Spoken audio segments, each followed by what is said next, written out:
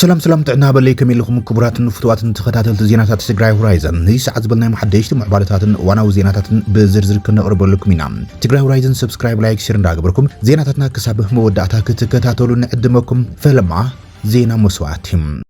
جigna تجارلاي تجراي عارفهم كابن اسنت جميرو عدم من اسنتون نحق او علامه من انتهز بتجراي كبل ابق قالس زحالفم كساب زعرف لامعتم ان تجادل زحالفم تجارلاي حدش جرماي كم زعرفه TPF ገሊጾም ኣብ ዓፋር ምስ ብጾቱ እናተቃለሰ ጸንሐ ተጋርላይ ሓድሽ ብዙሓት ረሕማም ከም ዝዓረፈን መቃልስቱን ኣባላት ስድሩን ኣብ ዝተረኸብሉ ድማ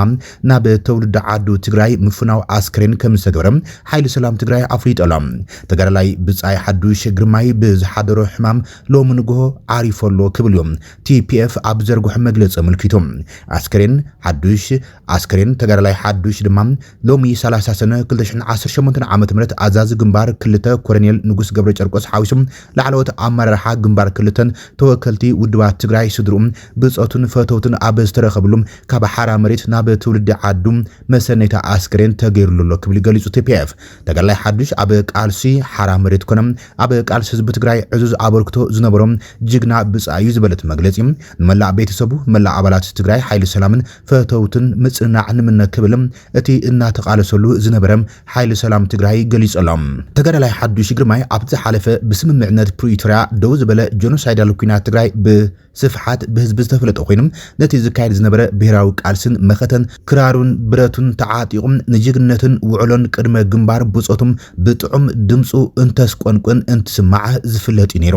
ድሕርቲ ኣብ ትግራይ ዝተፈጠረ ከቢድ ፖለቲካዊ ቅልውላው ህወሓት ስዕቡም ውሳነ ካብ ኮርን ንላዕሊ ስዕቡ ድማ ኣነ ንህዝቢ ትግራይን ተጋዲለን ምስ ብጾተይ መስዋዕቲ ከፊለን እምበር ምንተ ሓደ ጉጅለ ህወሓት ኢለ ኣይተጋደልኩን ኢሎም ምስ ብጾቱ ናብ ሓራ መሬት ወሪዶም ቃልሲ ካብ ዝጀመሩም ፍሉጣት ጀጋኑ ተጋደልቲ TDF ሓደ እዩ ነይሩ ተጋዳላይ ሓድሽ ግርማይ ትግራይ ሆራይዘን ብመስዋዕቲ ተጋዳላይ ሓድሽ ግርማይ ዝተሰማዕ ሓዘን ብምግላጽ ንስድሩን መቃልሱ ብጾቱን ጽንዓት ትምናው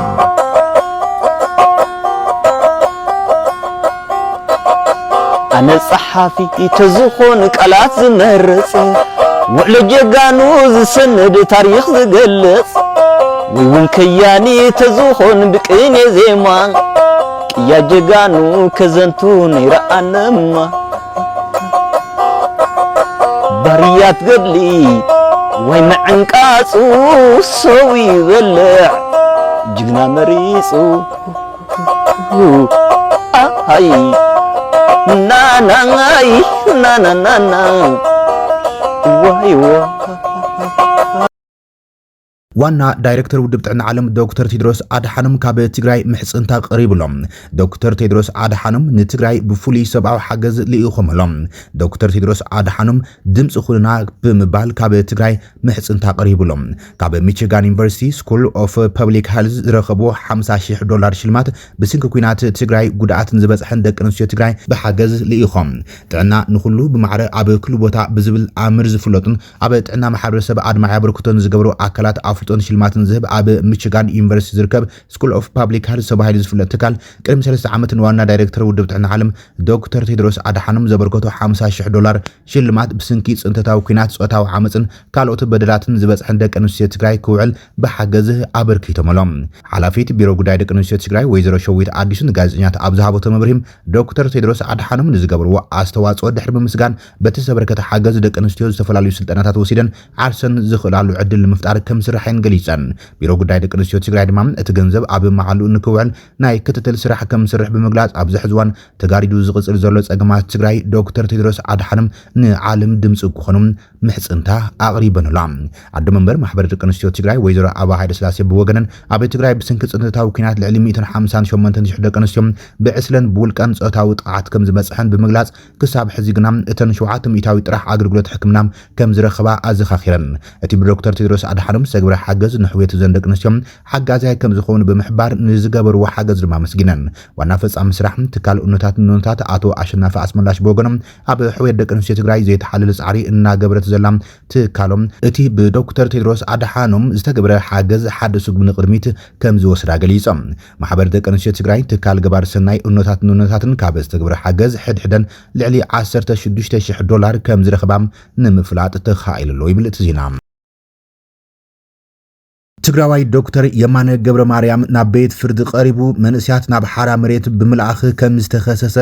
መቅርቡ ገሊጾም ፍልፍላት ዜና ከም ዘረጋገጽዎ ኣብ ዝሓለፈ ሰሙን ኣብ ትሕቲ ዕጡዋት ህወሓት ዝወደቐ ዶክተር የማነ ገብረ ማርያም ናብ ሓራ መሬት መንእስያት ትልእኺኻ ብምባል ብህወሓት ከም ዝተኸሰሰ ኣብቲ ሎሚ ዝነበረ ውዕሎ ቤት ፍርዲ ከም ዝተገለጸ ሸዊት ውዳሴ ወይ ድማ ሸዊት ገብረ እግዚአብሔር ገሊጾም ዶክተር የማነ ገብረ ማርያም 30 ሰባት ናብ ሓራ መሬት ሰይድካ ብምባል ከም ዝኸሰስዎ እዩ ሸዊት ውዳሴ ገሊጹ ዘሎ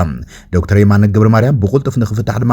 AHC Health Network ሰብሃለ ትካል ጸዊዕሎም እቲ ትካል ኣብ ዘውፅኦ መግለጺ ኣብ ልዕሊ ዋና ካይድ ስራሕ ሆስፒታል ሓፈሻዊ ስፔሻላይዝድ ሆስፒታል ዓዲግራት ከምኡን ዝተኸበረ ሓኪም ህፃናትን መምህርን ዝኾነ ዶክተር የማነ ገብረ ማርያም ብዘይ ሕጋዊ መሰረት ተኣሲሩ ዝብል ሓበሬታ ብዓሚቕ ሻቑረት ከም ዝፈለጠ SCHC ገሊጾሎም SCHC Health Networks ኣብ ኣሜሪካ ዝተመስረተ ኣብ ኣፍሪቃ ስርዓታት ጥዕናን ንምጥንኻር ዝሰርሕ ትካል እዩ እቲ ትካል ኣብ ኣዝዩ ከቢድ ኩነታት እንዳሃሎም ንህዝቦም ኣገልግሎት ዝህቡ ተወፋይነት ምዘሎም ሰብ ሞያ ጥዕና ብሓባር ከም ዝሰርሐ ገሊጹ ዶክተር የማነ ኣብ ገጠራት ትግራይ ተበጻሕነት ኣገልግሎት ጥዕናን ውጽኢትን ምምሕያሽ ካብቶም ቀንዲ መራሕቲ ሰብ ሞያ ጥዕና ሓደ ምዃኑ ዘዘኻኽረ እቲ ትካል መሪሕነቱ ቅንዕነቱን ንሕማት ዘሎ ዘይንቕነቕ ተወፋይነትን ኣብ ምህናፅን ምጥንኻርን ስርዓት ጥዕና ትግራይ ዓብዪ ኣስተዋጽኦ ገይሩ ኢሉ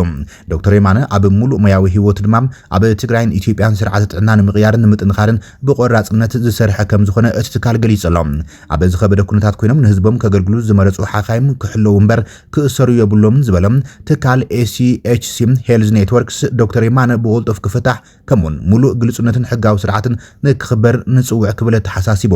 እቲ ብዛዕባ ማእሰርቱ ዘርገ ሓበሬታ ኣዝዩ ዘሻቕል ኮይኑሎም ሞያዊ ጥዕና ብዘይ ፍርሒ ናይ ዘይሕጋዊ ማእሰርቲ ወይ ምፍራሕ ክሊኒካዊ ትምህርታዊ ሰብኣውን ሓላፍነቶም ክፍጽመሎም ምሕላው ሞያውን ጥዕና ንምቕራብ ኣገልግሎት ጥዕና ጥራይ ዘይኮነም ብግጭት ቅልውላውን ዝተጎድኡ ማሕበረሰባት ንኽሓዊን ንዘላቒ ጽንዓት ንክህልዎምን መሰረታዊ ጉዳይ ተባሂሎም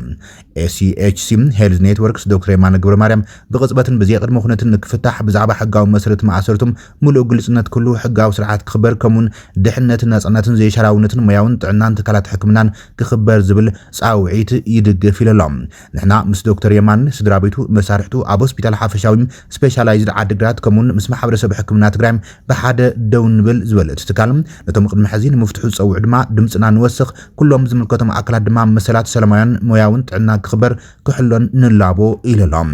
ዶክተር የማነ ገብረ ማርያም ኣብቲ ዝሓለፈ ሰሙን ካብ ዓዲግራት ተበጊሱ ኣብ ዕለተ ሰንበት ናብ ኣዲስ ኣበባ በረራ ንኽካይድ ኣብ ጉዕዞን ከሎ ብዕጡቃት ህወሓት ተዓፊኑ ተወሲዱ በዚ ድማ ንመዓልታት ብዘይ ፍርዲ ተኣሲሩ ዝጸንሐ ኮይኑ ሎሚ ናብ ቤት ፍርዲ ቀሪቡ መንእስያት ናብ ሓራ መሬት ብምልኣኽ ዝብል ክሲኡ ብህወሓት ቀሪቡሉ ተባሂሉ ዘሎ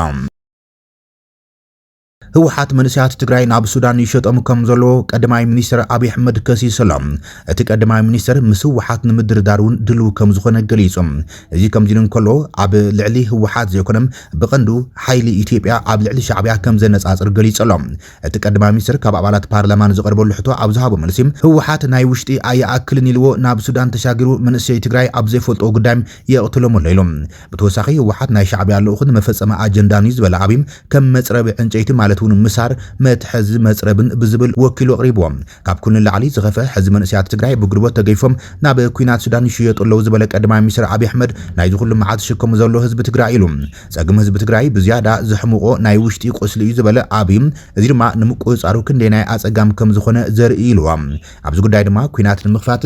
ዘይዕድምን ምንም ዕላማ ዘይብሉን ስለ ዝኾነ እዩ ዝበለ አብይ ካብ ብወገን ህወሓት ንኩናት ተንኮይቲ ዝኾኑ ዘመተታት ዋላ እንተሃሎም ብትዕግስትና ሓልፉ ኢና ዘለና ኢሉ ህወሓት ናይ በዓል ሓሳብን ዕላማን ከም ዘይብሉ ዝገለጸ እቲ ቀዳማይ ሚኒስትር ህወሓት ምሳሪው እቲ መትሐዝ ግን ሻዕብያ ኢሎም ስለዚ እቲ ኣጀንዳ ተቐባሊ ዘይኮነ እቲ ምንጪ ኣጀንዳ ዕላማና ኢና ትኩረት ንገብር ዝበለ እቲ ቀዳማይ ሚኒስትር ብሓይሊ ክመጽእ ንዝኽእል ስጋትን ግን ንምክልኻል ዘኽእልና ድልውነት ንገብረልና ኢሎም ቀዳማይ ሚኒስትር ኢትዮጵያ አብይ አሕመድ 7 ሐምለ 2026 ኣብ ዓመታዊ መዕጸዊ ኣኼባ ባይቶ ወከልቲ ህዝቢ ካብ ኣባላት እቲ ባይቶን ዝቀርበሉ ሕቶታት እዋና መምርሒ ዝሃበ ኮይኖም ህወሓት ቀልብን ተገዚኦም ንምዝራብ ጻዕሪ ከድሊ ኢሎም እቲ ቀዳማይ ሚኒስትር ብቦርድ መረጻ ኣፍልጦ ዝተነፈገ ፖለቲካዊ ሰልፊ ህወሓት ጊዜያዊ ምምሕዳር ትግራይ ካብ ስልጣን ድሕሪ መላዮም ምስ መንግስቲ ፌደራል ኣብ ከቢድ ምስሓብ ኣትዩ ኣብ ዘለሉ ግዜ አብይ ንኣባላት ባይቶ ኣብ ዝሃቦ መብርሂ ህወሓት ቀልብን ተገዚኦም ንምዝራብ ሰላም ንምምጻእ ጻዕሪ ንምግባር ኣገዳስ ከም ዝኾነ ገሊጾም ካብ ሰላም ወጻእ ዘሎ ኩነታት ኣይጠቕመናን ክብል ተዛሪበሎም ኣብ ትግራይ ዘሎ ውጥሪ ኣመልኪቱ ኣብ ዝሃቦ መብርሂ ኣብቲ ክልል ኩናት ንኽልዓል ሰፊሕ ድሌት ኣሎ እዩ መኽሰብ ስለ ዘይብሉ ኢና እምቢ ንብል ዘለና ክብል ተዛሪበሎም መንግስቲ ሃገር ህወሓት ምስ መንግስቲ ኤርትራ ብምዃን ንኩናት ይዳሎ ከም ዘሎ ዝብል ክሲ እናቅረበ ዝመጽ ኮይኑ ህወሓት ብወገኑ እቲ መንግስቲ ምድላዋት ኩናት ይገብር ከም ዘሎን ሰራዊት ድማ ናብ ትግራይ ይንቀሳቀስ ከም ዘሎ እናኸሰሰ ዘሎ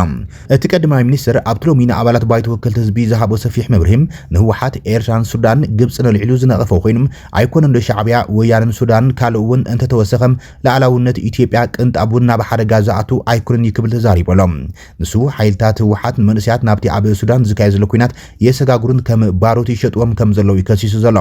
ሓይሉ መንእስያት ትግራይ ብግዴታ ናብቲ ኣብ ሱዳን ዝካየድ ዘሎ ኩናት ተወሲዶም ህይወቶም ይስኡኑ ከም ዘለው ዝገለጸት ቀዳማይ ሚኒስትር መንእስያት ትግራይ ብዘይፈልጥዎ ምክንያት ህይወቶም ይስኡኑ ከም ዘሎን ብዛዕባ ዘይፈልጥዎ ዕላማ ድማ ህይወቶም ይኸፍለሉ ክብል ገሊጾም ካብ ቀረባ ሰሙናት ጀሚሩ ኣብ ትግራይ ብበዝሒ 18 ዝዕድሚኦም ህጻናት ዝርከቦም ሰባት ብኣስገዳድ ጉድድ ወተሃደራዊ መልመላን ናብ ኩናት ኣገዲድካ ምስላፍን ይፍጸሞም ከም ዘሎም ትካላት ሰብኣዊ መሰላት እናገለጹ እዮም ዝርከቦም መራሕቲ ህወሓት ድማ ኣብዚ እዋን ስጋኣት ብሄራዊ ህልውና ከም ዘለዎም ብምግላጽ መናእሰይ ብሰናይ ፈቃዶም ንብሄራዊ ኣገልግሎት ይምልመሉ ከም ዘለዎም እናመገቱ ዘሎም መንግስቲ ፌደራል ዝቆመ ጊዜያዊ ምሕዳር ብመራሕቲ ህወሓት ካብ ዝለ እንዳሓር ኣብቲ ክልል ሓድሽ ኩናት ከይውላዕ ዝብል ስጋኣት ከም ዘሎም ዝተፈላለዩ ጸብጻባት እናወጹ እዮም ዝርከቦም ንህወሓት ምስ መንግስቲ ኤርትራ ተሓባቢሩ ንኢትዮጵያ ክወሪ ይዳሎ ከም ዘሎም ድሕሪ ምኽሳስ መንግስቱ ድማ እዞም ሓይልታት እዚኦም ንምምካት ዘኽእል ዓቕሚ ምክልኻል እናሃነጸ ምዃኑ ብምግላጽ በቲ ቀደም ዝሰርሕን ዝኣረገን ስልቲ ሕጂ ክጥቀሙ ምፍታኖም ረብሓ ይብሉን ክብል እዩ ቀዳማይ ሚኒስትር ኣብይ ተዛሪቡ ዘሎ ህወሓትን ዓወትን ፍጹም ኣይራኸቡን እዮም ክብል እውን እቲ ቀዳማይ ሚኒስትር ኣባጭለሎም ቀዳማይ ሚኒስትር ኣብይ ኢትዮጵያ ምንጭ ምፍራስ ሰላማ ኣበይ ምዃኑ ትፈልጥ እያ ድሕሪ ምባል ካብቲ ምንጭ ዝለዓል ዝኾነ ይኹን ምትንኻይን ምክልኻል ዘኽእል ቁመና ትፈጥር ከም ዘላ ተዛሪቡ ንህወሓት ድማ ናይ ወጻኢ ተልእኾ ዘፈጽሙ መሳርዮም ክብል ገሊጾም ክስ ቀዳማይ ሚኒስትር ኣብይ ኣሕመድ ኢትዮጵያ ንባዕላ ኣብቲ ኣብ ሱዳን ዝካየድ ዘሎ ኩናት ኢዳ እትያ ኣላ ዝብል ክስም ካብ መንግስቲ ሱዳን ይኹን ካልኦት ወገናት ይቐርበላ ኣብ ዘለሉ እዋን እዩ መንግስቲ ጀነራል ዓብድልፈታሕ አልቡርሃን ሱዳን ኢትዮጵያ ሕብራት ኢማራት ዓረብን ብሓባር ኮይነን ኣብ ኩናት ሕድሕ ሱዳን ምስ ይፈጥራ ከም ዘለዋን እቲ ኩናት ንኽጋደድ ብተደጋጋሚ እናኸሰሰን መጽኡ ማሕበረሰብ ዓለም ፍላይ ኣሜሪካን ሕብረት ኣውሮፓን ኣብ ዝቐረባውን እቲ ኣብ ትግራይ ዝረአ ዘሎ ምዕባለታት ነቲ ኣብ 2022 ዝተፈጸመ ስምምዕን ሰላም ፕሪቶሪያ ኣብ ሓደጋ ከወድቆ እዩ ዝብል ስጋኣቶም እናገለጹ እዮም ዝርከቡ ኣብ ርእሲ እዚ ኤምባሲ ኣሜሪካ ኣብ ኣዲስ ኣበባ ብ26 ሰነ 2026 ኣብ ዘርግሖ መግለጺ ስምምዕነት ፕሪቶሪያ ሙሉእ ብምሉእ ክትግበር ከም ዘለዎ ኣተሓሳሲቡ እዩ እቲ ኤምባሲ ኣብ መንጎ መራሕቲ ፖለቲካን ማሕበረሰብ ዓለምን ሰፊሕ ፖለቲካዊ ዘተ ከም ዘድሊ ብምጥቃስ ሰላም ዝዘርጉ ኣካላት ምስቲ ብሕብረት ኣፍሪቃ ዝምራሕ ተበግሶታት ክተሓበሩ ኣተሓሳሲቡ እዩ ቀዳማይ ሚኒስትር ኣብይ ግን እቲ ስምምዕነት ፕሪቶሪያ ሰዓርን ተሰዓርን ብማዕረም ኮፍ ኢሎም ዝተደራደሩሉ ክብል ክገልጾ እንከሎ ይኹን እምበር ህወሓት መዓልታዊ ንመንግስቲ ፌደራል ዝተናኸየሉ ስጉምታት ይወስድ ከም ዘሎ የጠንቂቖም ብተወሳኺ ኣብ መቐለ እውን ልክዕ ከም ኣዲስ ኣበባ ኮሪደር ልምዓት ክርአ ባህጊ ከም ዘሎ ካብኡ ወጻኢ ዘሎ ንኩናት ዝድርኽ ምንቅስቓሳት ግን ከም ዘይደልዩ ገሊጹ ዘሎ ትግራይ ልክዕ ከም ካልኦት ክልላት ኢትዮጵያ ናብ ሰላማዊ ልምዓታውን ምንቅስቓስ ክትኣቱ ድሌቱ ከም ዝኾነ ዝገለጸ ቀዳማይ ሚኒስትር ኣብይ ኣሕመድ እንተኾነ ግና ህወሓት ንሓድሽ ወለዶ ስልጣኑ እንተዘይረኪቡ ክኸውን ከም ዘይኽእል እውን እዩ ብኣዘራራቢ መንገዲ እውን ተዛሪቡ ዘሎ ኣብ መላእ ኢትዮጵያ ዝረኣዩ ግጭታት ብሃይማኖትን ብህዝብን ዘይኮነስ ብብሄራት ዝግበሩ ምዃኖም ዝጠቐሰት ቀዳማይ ሚኒስትር እዚ ድማ ብስንኪ ማሕበራዊ ሚድያን ተዓፊኖም ዝጸንሑ ሽግራትን ከም ዝኾኑ ተዛሪቦም ኣብ ኢትዮጵያ ድሕሪ ዝተኻየደ መበል 7ይ ሃገራዊ መረጻ ቀዳማይ ሚኒስትር ኢትዮጵያ ኣብይ ኣሕመድ ዝመርሖ ሰልፊ ብልጽግና ኣብዝሓ ድምፂ ባይቶ ዓቂቡ ኣብቲ መረጻ ከም ዝተዓወተም ብወግዒ ተገሊጹ እዮም ሚኒስትር ጉዳያት ወጻኢ ሩስያ ሰርጌይ ላቭሮቭ ብለይቲ ናብ ኣዲስ ኣበባ ኣትዮም ሚኒስትር ጉዳያት ወጻኢ ሩስያ ሰርጌይ ላቭሮቭ ብለይቲ ኣዲስ ኣበባ እንተኣቶም ብኣመራርሓ ሚኒስትር ጉዳያት ወጻኢ ኢትዮጵያ ኣቀባብላ ተገይሩሉ እቲ ሚኒስትር ጉዳያት ወጻኢ ሩስያ ኣብ ኣዲስ ኣበባ ኣብ ዝገበሮ ጻንሒ ድማ ምስ ቀዳማይ ሚኒስትር ኣብይ ኣሕመድ ከምኡውን ሚኒስትር ጉዳያት ወጻኢ ተሃገርን ከምኡውን መራሕቲ ሕብረት ኣፍሪቃን ተዘራሪቦሎም ኣብ ህጉራዊ መዕርፎ ነፈርቲ ቦሌ ምስ በጽሐ ኣምባሳደር መለስ ዓለም ዋና ዳይሬክተር ጉዳያት ኤውሮፓን ኣሜሪካን ኣብ ሚኒስትር ጉዳያት ወጻኢ ከምኡውን ኣምባሳደር ሩስያ ኣብ ኢትዮጵያ የፍገኒ ተርክን ኣቀባብላ ዝተገበረሉ ኮይኑ እዚ ናይ ላቭሮቭ ናይ ኣፍሪካ ዕረቱን መጀመርታ መዕረፊ ዝገበረ ኣዲስ ኣበባ ስዒቡ ድማ ትኹረት ስሒበሎም እዚ ድማ ፖለቲካውን ዲፕሎማስያውን ትርጉሙ ኣዝዩ ዝለዓለ ከም ዝኾነ ተዓዘብቲ ይገልጸሎም ላቭሮቭ ናብ ኣዲስ ኣበባ ምጽኡ ዩክሬን ኣብ ውሽጢ መሬት ሩስያ ብሰብ ኣልቦ ነፈርቲ በጥቃዕታታ ኣብ ትሒለሉ ዘላ እዋን ኣብ መንጎ ሩስያን ኔቶን ቀጥታዊ ወተሃደራዊ ግጭት ክለዓል ከም ዝኽእል ተንተንቲ ልዑል ስክፍቶም ኣብ ዝገልጽሉ ዘለው እዋን ወሳኒ ዑደት ተባሂሎም በዚ ድማ ኣብ ዘይተጸብናይን ጉዕዞ ምዕራባውያን ዝገብርዎ ዘለው ፖለቲካን ወታደራዊ ጸቕጢም ንምምካት ሩስያ ኣብ ህጉራዊ መድረኽ ተነፂላ ከም ዘይኮነት ንምግላጽን ዝተወሰነ ጂኦፖለቲካዊ ስጉምቲ ተባሂለሎም ዑደት ላቭሮቭ ናብ አዲስ አበባ ብፍላይ ምስ ከም ኢትዮጵያ ዝኣመሰላ ኣብ ሃገራት ኣፍሪካን ብሪክስን ዘለውን ስትራቴጂካዊ ኣገዳስነት ርክባትካ ምጥንኻር ጸቕጢ ምዕራባውያን ንምምዛዕን ዝዓለመ ክኸውን ከም ዝኽእል ዝግለጽ ኣሎ ብመሰረት ምንጭታት ዜና ሩስያ ቀንዲ ኣጀንዳ ናይቲ አዲስ አበባ ዘሎ ላቭሮቭ ሰበስልጣን መንግስቲ ኢትዮጵያን ዝካየደ ዝርርብን ክልቲኣዊ ንግዳዊ ምድንፋዕን ምህናጽ ምንጫዊ ሓይሊ ኑክሌርን ክኸውን እዩ ተባሂሎም ድሕሪ ድማ እቲ ላዕለዋይ በዓል ስልጣን ሩስያ ኣብ አዲስ አበባ ዝገበሮ ርክብ ምስ መራሕቲ ሕብረት ኣፍሪካ ዘካየዶ ዝርርብ እዩ ኣፍሪካ ኣብ ባይቶ ጸጥታ ሕብረት ሃገራት ቋሚ መንበር ንምርካብ ዘካየደቶ ጻዕሪም እትድግፍ ምዃኑ እዩ ሚኒስትር ጉዳያት ወጻኢ ሩስያ ሰርጌይ ላቭሮቭ ገሊጹ ዘሎ ኢትዮጵያን እስራኤልን ኣብ ጉዳያት ጸጥታ እንተላይ ኣብ ምልዋጥ ሓበሬታ ብሓባር እናሰርሓ እንተባሂሉ ኣብ ኢትዮጵያ ዝርከብ ኤምባሲ እስራኤል ክልቲአን ሃገራት ሓበራዊ ድሕነት ንምርጋጽ ኣብ ምልዋጥ ሓበሬታን ቴክኖሎጂን ብሓባር ይሰርሓ ከም ዘለዋ ተዛሪቡ ኣምባሳደር እስራኤል ኣብ ኢትዮጵያ አብርሃም ንጉስ እተን ሃገራት ሓለዋ ላዕላውነት ንምርግጋጽ ስትራቴጂካዊ ጸጥታዊ ምትሕባር ከም ዘለዎን ገሊጾም ትካላት ፌደራላዊ ፖሊስ እስራኤልን ኢትዮጵያን ተመክሮ ሓበሬታን ቴክኖሎጂን ይላወጡ ከም ዘሎም ኣምባሳደር አብርሃም ዝገለጹ ኮይኖም እዚ ምትሕባር ድሕነት ዜጋት ኣብ ምሕላው ልዑል ግደ ኣለዎ ኢሎም ሓይልታት ጸጥታ ኢትዮጵያ ንስልጠና ናብ እስራኤል ክለኣኹ እንከሎም ክኢላታት እስራኤል እውን ናብ ኢትዮጵያ መጽኦም ኣብ ሳይበር ሴኩሪቲን አርቲፊሻል ኢንተለጀንስን ተመክሮም ክለዋወጡ ከም ዝኾኑ ገሊጾም ኣምባሳደር አብርሃም ወሲኾም እስራኤል ላዕላውነት ኢትዮጵያ ናይ ምኽባር መትከል ከም እትኽተል ገሊጾም እተን ሃገራት ከም ውፍይ መሻርክቲ ኣብ ጉዳይ ጸጥታም ዝምድነን ክሒላ ምዃነን ደጊሙ ተዛሪቦሎም ክቡራትን ፍትዋትን ተኸታተልቲ ዜናታት ትግራይ ሆራይዘን ናይ ሰዓት ዝብል ናይ ሓደሽቲ ምዕባለታትን እዋናዊ ዜናታትን ዛዚምና ኣለና ንሰናይ ምክትታልኩም ነመስግን ሰላም